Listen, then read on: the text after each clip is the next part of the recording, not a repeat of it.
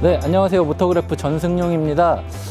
프랑스 파리에서 이 두 번째 날이 밝았는데 오늘 르망 서킷이 있는 샤르트 서킷에 가려고 하는데 지금 비가 와요. 가는 날이 장날이라고. 이게 참. 어쨌든 빨리 타시고요. 일단 샤르트 서킷 가서 한번 다시 비가 안 오기를 기대해 보겠습니다. 예, 가시죠.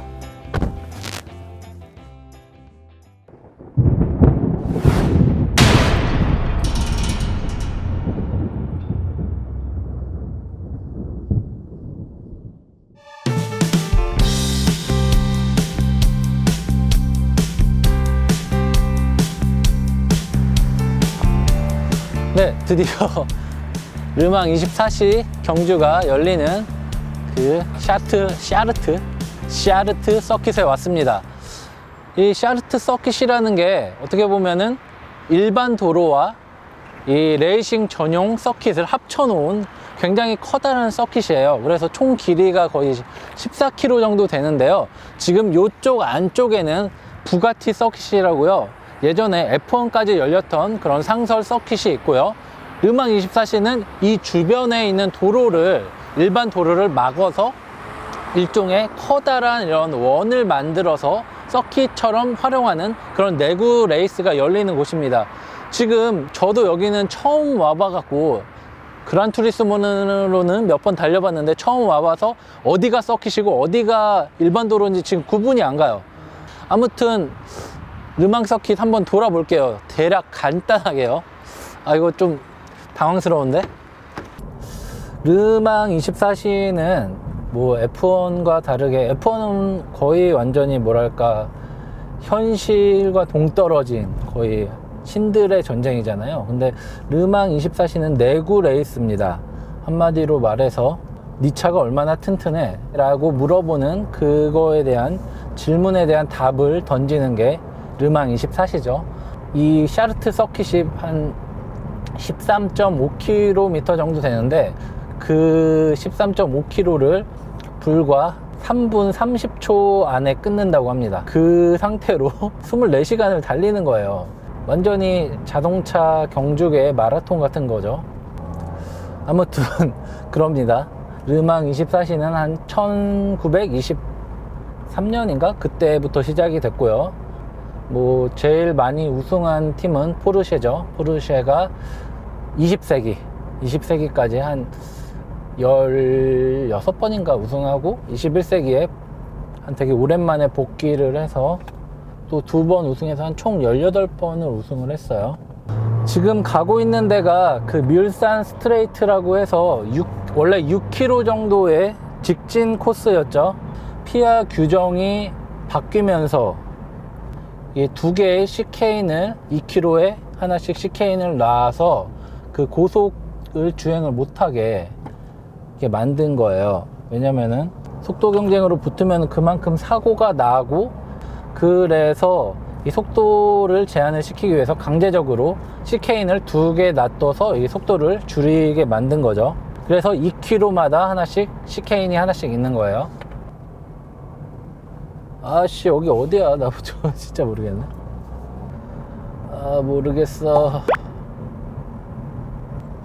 준아, 우리 어떡하냐?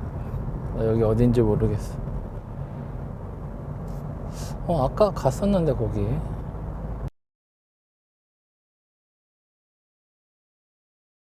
네, 여기가 그 유명한 뮬산 스트레이트 맞는 것 같습니다. 이 다음부터는 또 한 2km 정도 직선 구간이 또 시작돼요. 지금 일반 도로다 보니까 차가 쭉 많아서 속도를 낼 수 없는데 보통 여기서 한 350km까지는 내는 걸로 알고 있어요.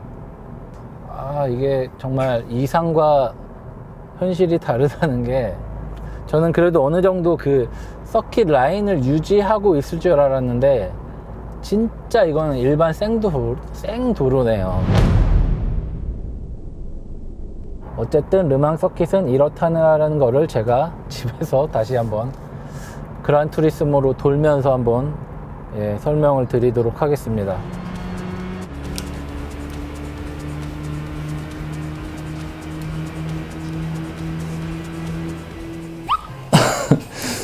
그 허접한 정말 엉망이었던 르망 서킷 여정을 잘 보셨나요? 참 제가 부끄러워갖고 계속 그란투리스모 이랬는데, 일단 그때 너무 제가 정신이 없어갖고 그 르망이나 뭐 샤르트 서킷에 대해서 전혀 이렇게 설명을 못 드렸어요. 그래갖고 이걸로 좀 대신을 했으면 좋겠습니다. 구형 메간이지만 클리오를 탔던 그 색깔과 같은 색으로 한번 타볼게요. 그리고 뭐 레이싱 소프트가 제일 좋긴 한데 일반 차라고 생각하고 그냥 기본 설정으로 하도록 하겠습니다. 그냥 간단하게 살짝 서킷 한번 돌아볼게요. 여기가 지금 부가티 상설 서킷이에요. 여기서 이 스타트 라인에서 이렇게 차들이 출발을 하면은 보통 한 50대 정도가 참가를 해서, 그러니까 각 브랜드별로 한 두세 대씩 이렇게 참가를 해갖고 서킷을 달린다고 합니다. 그래서 뭐 많을 때는 뭐 60대, 70대까지 가기도 하지만 뭐 적을 때는 뭐 20대 정도였을 때도 있다고 하네요. 뮬산 스트레이트라고 하는 직선 구간이 있어요. 거기가 거의 6km 정도 원래 됐었는데 2km 정도마다 시케인을 넣은 거죠. 지금은 그 시케인 이름을 팔아요. 르망 그 주최 측에서 시케인 이름을 팔아서 첫 번째 시케인은 플레이스테이션 시케인이고요. 두 번째 시케인은 미슐랭 시케인이에요. 그래서 그거를 마케팅에 활용을 하는 거죠. 그리고 뭐 뮬산느가 지방 이름이라고 했잖아요. 그래서 그 스트레이트, 그 직선 구간의 이름도 뮬산 스트레이트였어요. 그리고 그 거기서 꺾여지는 코너도 뮬산 코너라고 해서 유명하죠. 여러분들이 잘 아시는 벤틀리 뮬산도 이 뮬산에서 따온 거예요. 차 이름을요. 여기가 그 첫 번째 플레이스테이션 시케인입니다. 그러니까 시속 뭐 한 300km, 340km로 달리다가 여기서 브레이크를 밟는 거예요. 브레이크를 밟으니까 속도를 과감하게 줄여야죠. 그러다 보니까 차가 굉장히 급 가속과 급 브레이크를 계속 해야 되니까 내구성이 그만큼 중요한 거죠. 24시간 하루 종일 계속 달려야 돼갖고 그만큼 내구성에 대한 평가가 직결적으로 이용이 되는 거죠.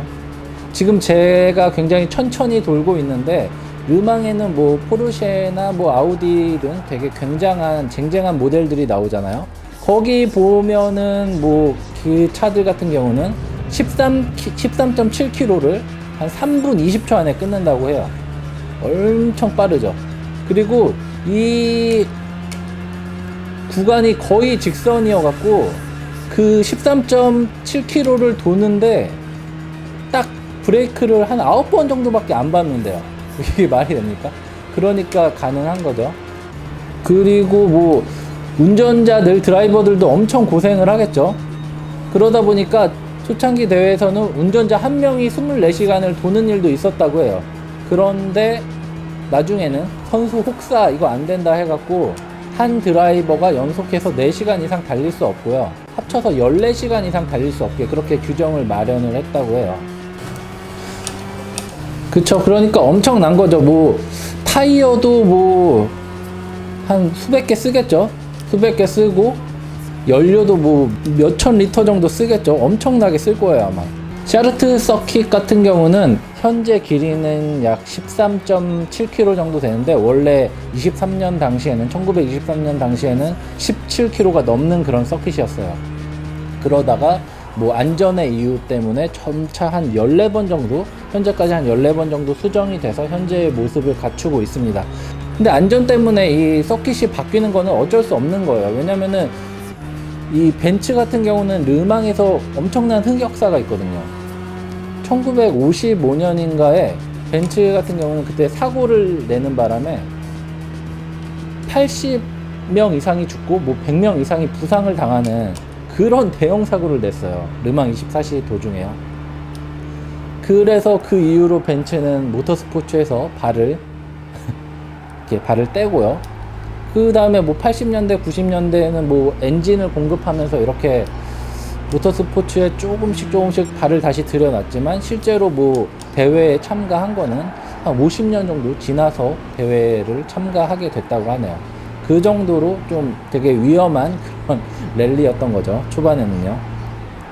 그러니까 차가 하루 종일 24시간 동안 한계를 유지하면서 달리면서 얼마나 잘 버티냐, 문제없이. 그러니까 뭐 양산 브랜드들도 기술의 각축정으로 이렇게 활용하고 있는 게 르망 24시 대회인 것 같습니다. 원래 뭐 이런 얘기를 프랑스 현지 르망에서 샤르트 서킷을 달리면서 얘기를 하고 설명을 해드리고 싶었는데 지금 상황이 여의치 않게 돼서 이렇게 간단히 가상으로 이렇게 설명드리는 점은 양해드리고요. 자, 다음 이제 파리 투어로 가시죠. 파리 투어 맞나? 파리 투어로 가시죠.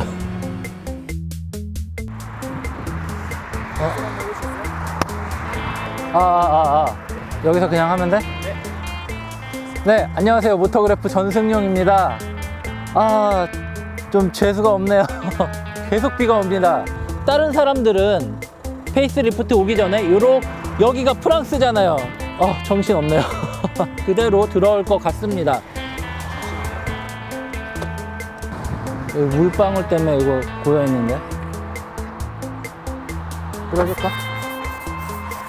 오, 그냥 접을까? 진짜 너무 많이 와가지고.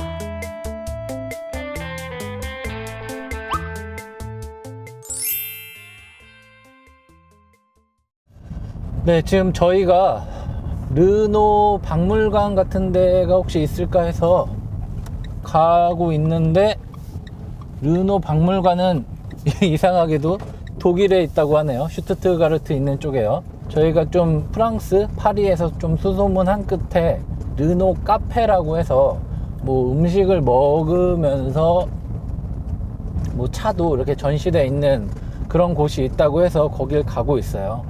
여기 엄청 복잡해요. 되게 오래된 도시여서 그런지 아무래도 계획도시에 비해서 되게 도시가 뭔가 중구난방으로 돼 있어 갖고 골목도 엄청 많고요.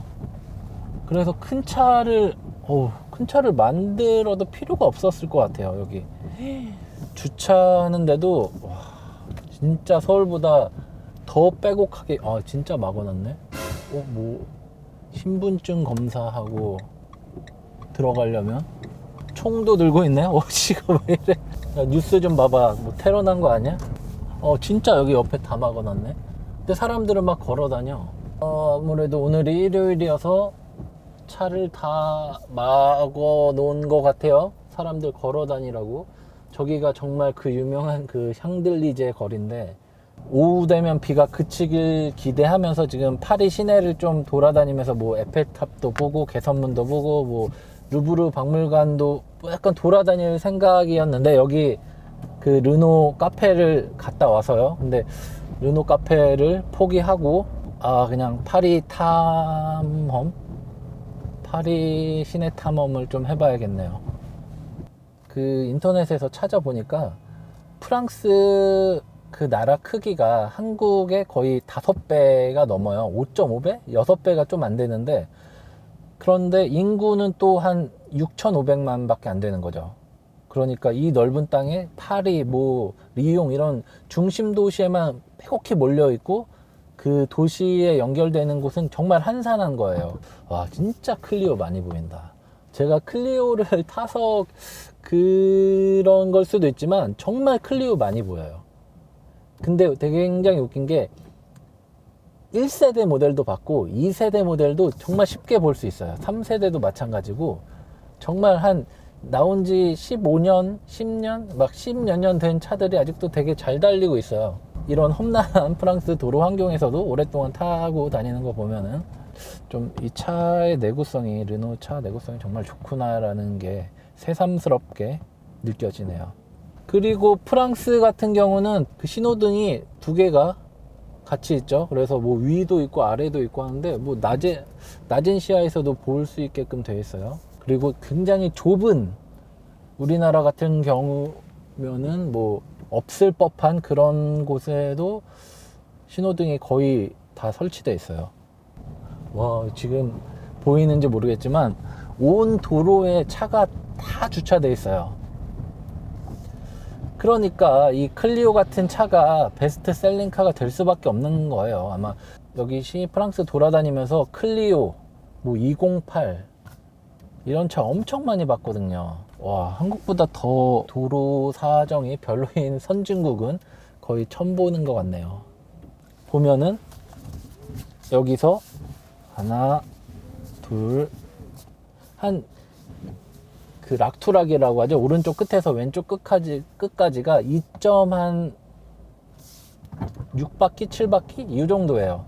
얘는 굉장히 조금만 돌려도 앞바퀴가 많이 돌아가게끔 세팅이 된 거예요. 그래서 뭐 유턴을 할 때나 좁은 골목을 들어갈 때도 쉽게 들어갈 수 있게 어떻게 보면은 정말 실용적으로 좀 만든 것 같아요. 플래그십 같은 경우는 한도 끝도 없이 돌아가죠. 많이 돌려도 조금 돌아가게요. 그래서 이런 험난한 데를 다니려면은 이렇게 차를 만들 수밖에 없는 것 같습니다. 아까 여기 오면서 개선문을 지났는데 거기가 그 샤를 드골 광장이에요. 와, 거긴 정말 헬이에요. 헬. 지옥입니다. 좀 보여드릴게요. 어떤 지옥이 펼쳐지는지.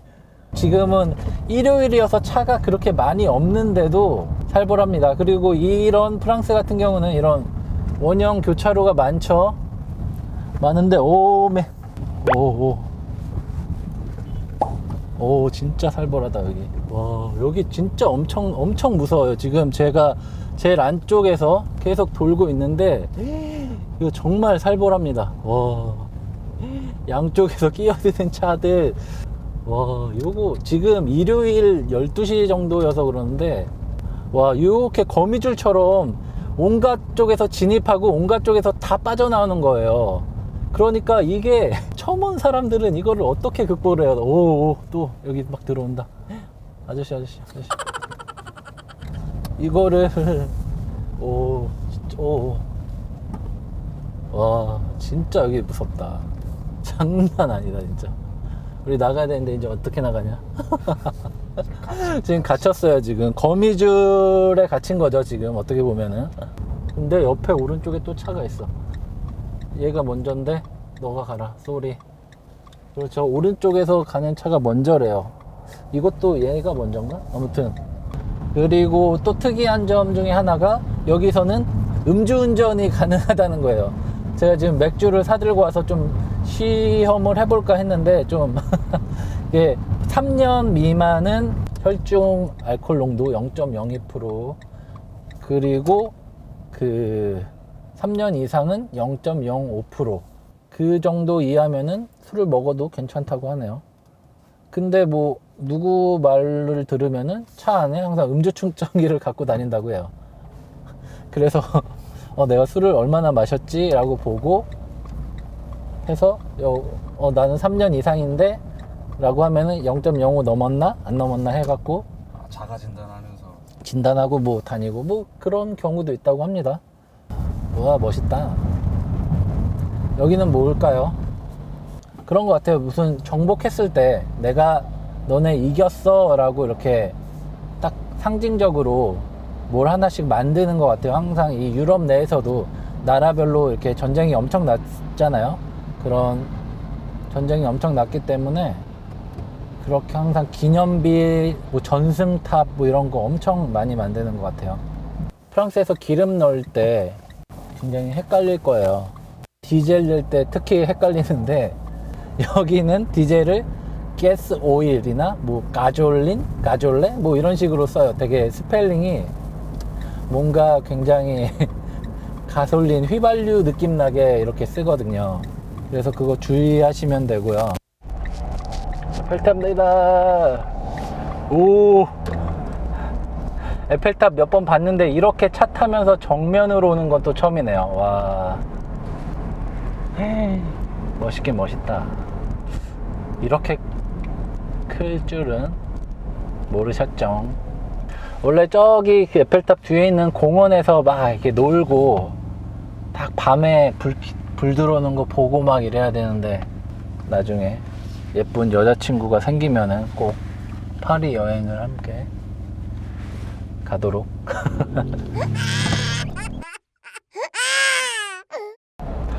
근데 지금 파리 시내를 계속 돌아다니고 있는데 그래요, 괜찮다 진짜.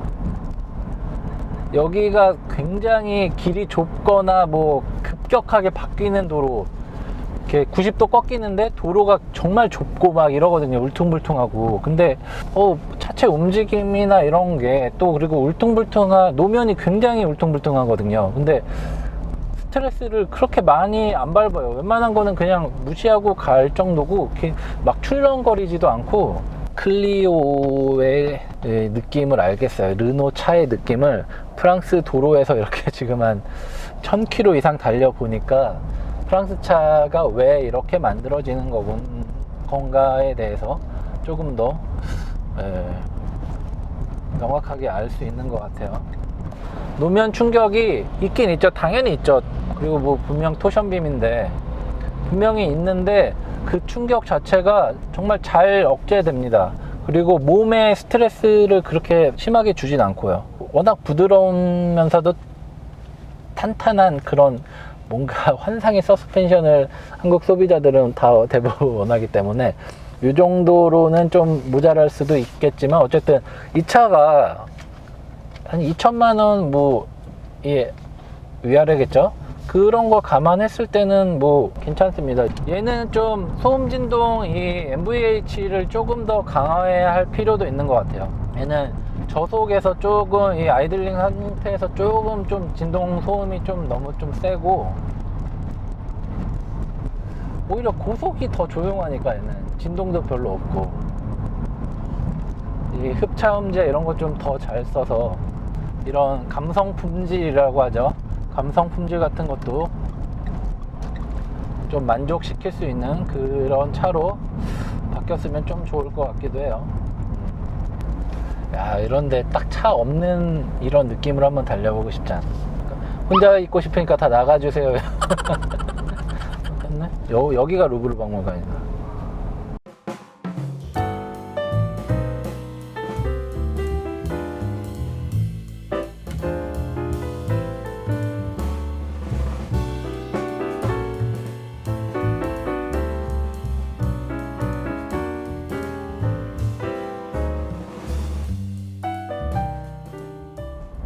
그래도 파리 투어하면서 시승하니까 재밌네. 아, 이런 데 와서 밥 한번 먹어야 되는데 미안하다. 아카데미 내셔널 뮤직 국립 무슨 음악 그런 거 같은데? 파리 국립음악대학교 뭐 이런 건가 보다. 봐봐, 저런 되게 오래된 건물에 애플 붙어 있는 거 너무 웃기지 않아? 그냥 파리만 계속 돌아다니면서 재밌다.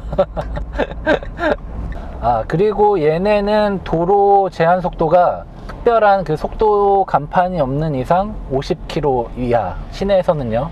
그리고 뭐 곳곳에서는 70, 그리고 뭐 간선도로나 이런 좀 다른 도로에서는 90, 뭐 고속도로 110, 뭐 130까지, 일반 고속도로는 130까지 달릴 수 있어요. 다 왔다. 요 위가 몽마르트 언덕인데,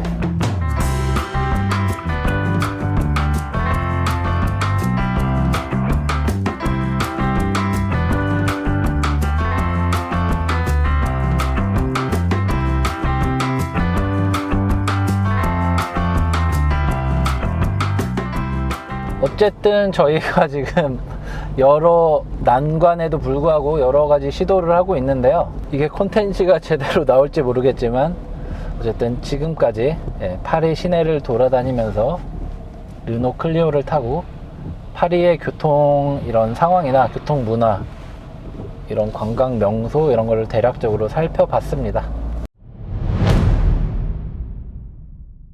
이제 저희는 700km 정도 되는 거리를 여정을 다시 떠나도록 하겠습니다.